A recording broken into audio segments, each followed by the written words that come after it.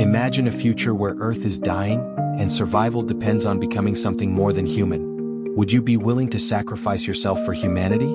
The story unfolds in the year 2048. Multiple vehicles travel alongside the Atlantic coastline toward a NATO military installation. One vehicle halts before an opulent estate. A woman escorts a trio consisting of parents and child through the mansion, which will serve as their new residence. The patriarch Rick Janssen, his spouse Dr. Abigail Janssen, and their boy Lucas express amazement, obviously unaccustomed to such luxury. The family stands beside their personal pool area when Lucas inquires about Rick's destination. Rick gestures skyward. The shot widens to reveal comparable residences throughout the district, implying the occupants of other vehicles received equivalent homes. The following day, Professor Martin Collingwood calls on the household. The married couple welcomes him warmly. Rick expresses gratitude to the professor for choosing him for the assignment, yet the professor emphasizes the dangers associated with the undertaking. The professor acknowledges their sacrifice and departs. Scene shifts to a NATO assembly. The professor addresses an audience.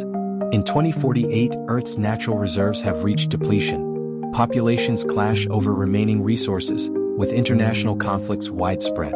He forecasts that within a decade, 50% of the planet becomes unlivable, and within 15 years, half the global population faces starvation. Humanity's time dwindles as they've exceeded their planetary capacity. The professor declares their offspring will witness civilization's collapse. Nevertheless, he presents hope through Saturn's largest satellite, Titan. This represents the sole celestial body beyond Earth possessing atmosphere, making it the most habitable location in our solar system apart from Earth. However, it remains unsuitable for human habitation. Liquid methane precipitation occurs on this celestial object. The atmosphere contains nitrogen, and temperatures remain extremely frigid. The professor states space research indicates Titan cannot support human life, but he proposes an alternative strategy. He intends to employ contemporary genetics to help humans adjust to planetary conditions, rather than attempting to modify the planet for human occupation. Therefore, Rick and 13 additional team members have been selected for experimentation to help them acclimate to Titan's environment. He suggests minor bodily modifications will enable them to process nitrogen from the atmosphere and endure Titan's cold. All participants understand the experimental risks but willingly endanger themselves for future generations. Their primary objective involves establishing Titan as humanity's alternative home world. This group was selected from 5,000 candidates across 16 nations for this particular mission due to their survival capabilities. One convention attendee argues the process represents forced evolution and none will ultimately survive, but others acknowledge understanding the risks. Following the convention, participants receive identification cards and proceed to laboratory facilities. The experiment's assistant, Dr. Freya Upton, administers Rick's injection and informs him he'll receive over 300 injections within the coming week.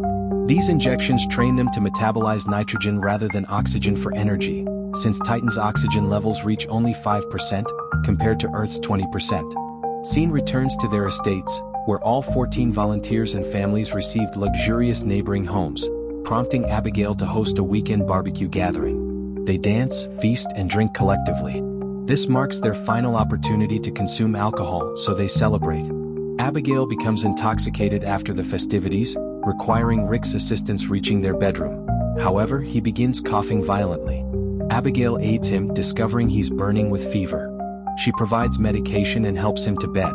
During the subsequent experiment, volunteers must remain submerged as long as possible. Rick and a girl named Tally are the final participants underwater. Both have been submerged 31 minutes. External observers celebrate, amazed the experiment succeeded. Tally begins suffocating and surfaces at 39 minutes, while Rick continues underwater. His vital signs appear declining, causing concern. However, Rick begins swimming rapidly across the pool, demonstrating his advancement.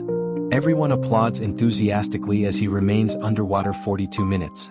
That evening, Rick narrates Titan's conditions to his son Lucas as a bedtime tale.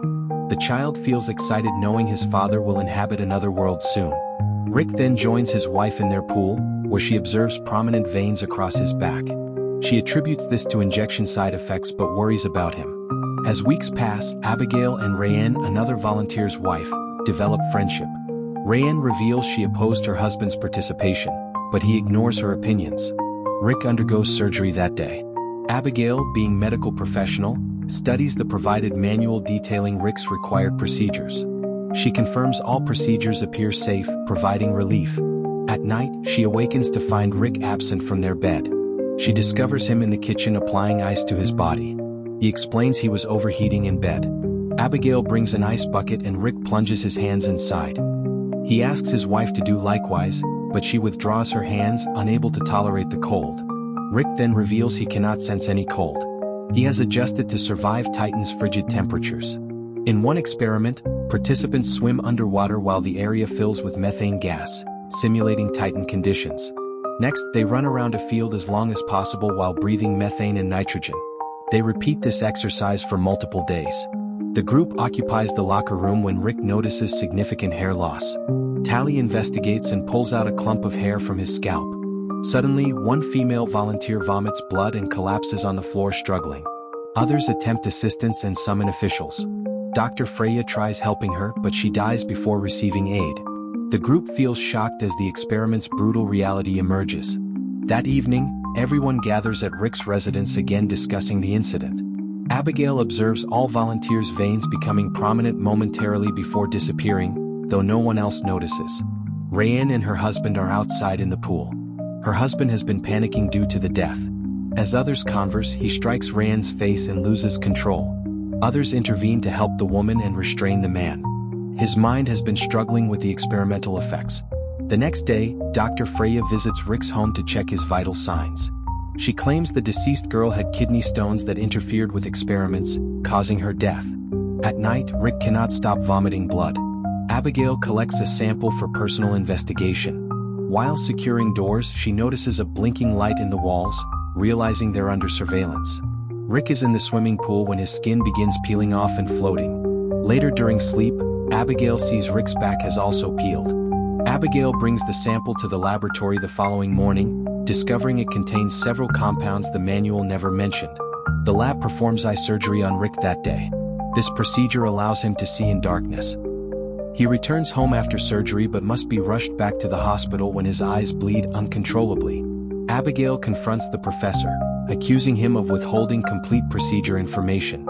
She questions him about cameras, which he claims serve security purposes.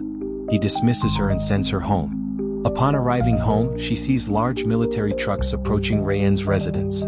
She hurries to investigate, but a soldier blocks her. Then, someone throws Rayanne from the window, her lifeless body landing on the front porch.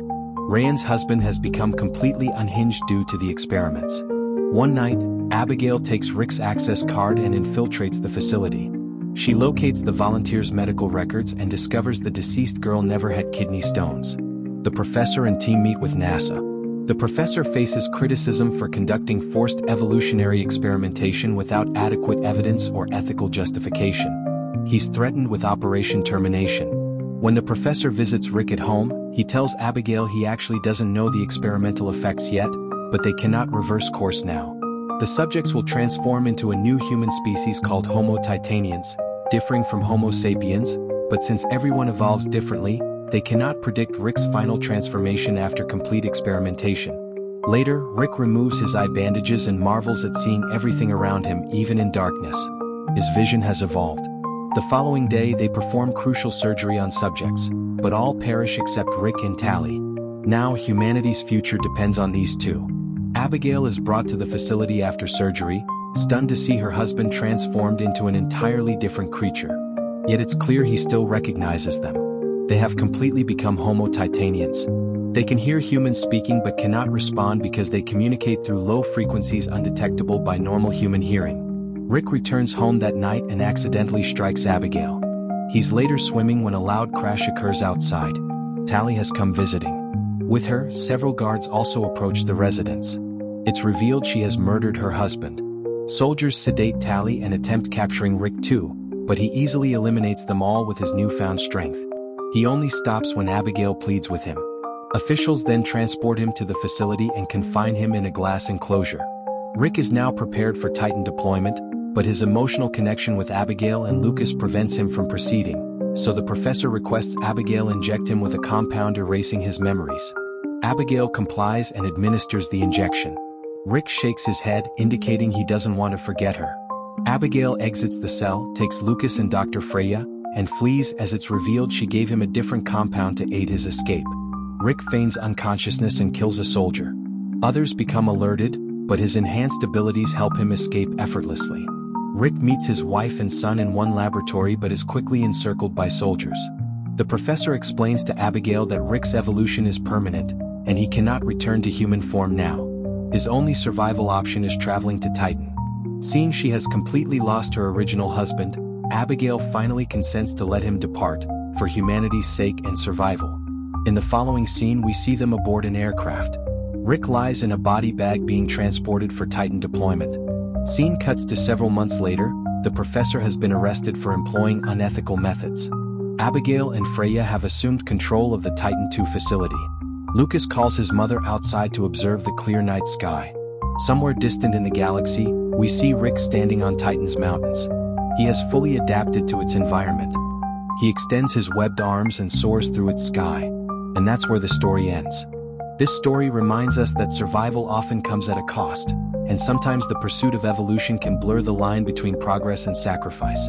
It makes us question how far humanity should go to adapt, and whether becoming something new means losing what makes us human in the first place.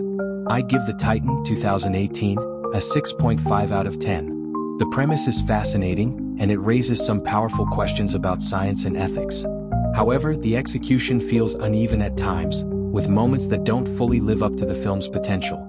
Still, it's worth a watch if you enjoy sci-fi stories that blend human drama with futuristic experiments.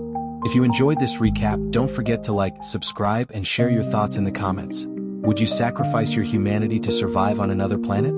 Thanks for watching, and I'll see you in the next video for more thought-provoking sci-fi recaps.